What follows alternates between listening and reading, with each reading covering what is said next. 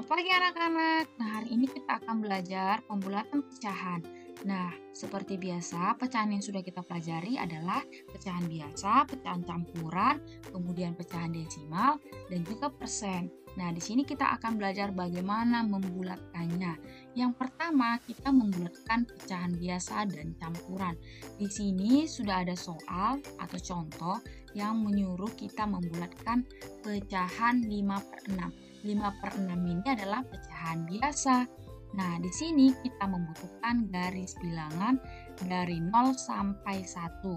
Nah, untuk penomornya sendiri dapat kita lihat bahwa di sini ada 1/6, 2/6, 3/6, 4/6, 5/6, kemudian di sini 6/6.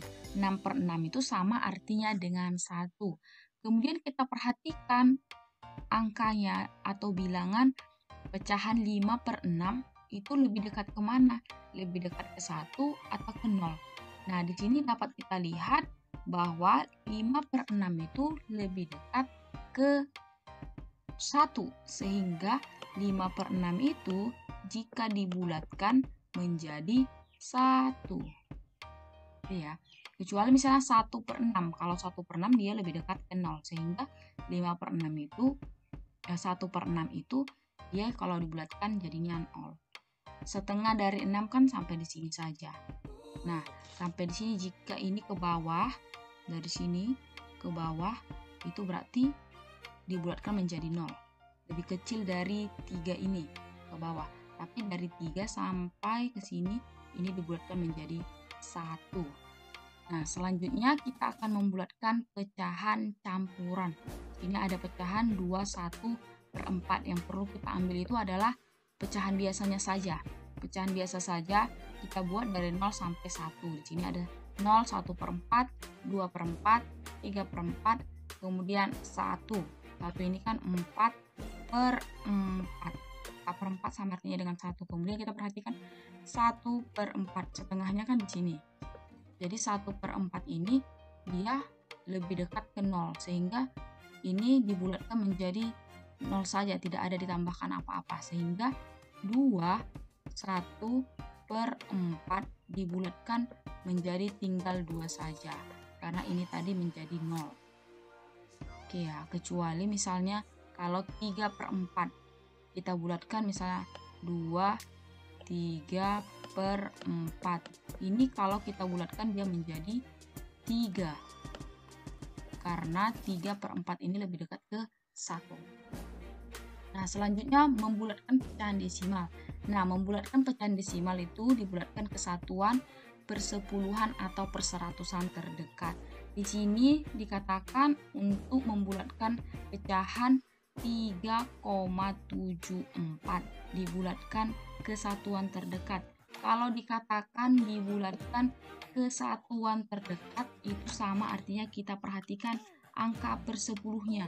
Di sini dapat kita lihat bahwa angka persepuluhnya itu adalah 7. Jika kita persepuluhkan ini adalah 7.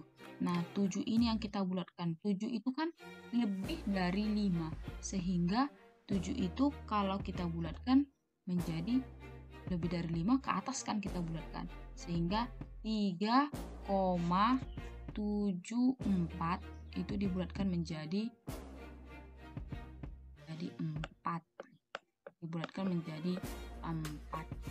Kalau misalnya persepuluhan terdekat yang perlu kita perhatikan itu adalah 3,74. Persepuluhan terdekat itu kita lihat per 100-nya. Ini per 100-nya. Nah, per 100-nya itu angka 4. 4 itu kecil dari 5. Sehingga kita bulatkan menjadi 0. Ini dibulatkan menjadi 3,70. Itu ya.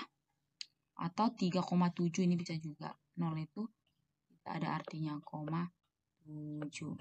Ini ke persepuluhan, ini ke persesatuan.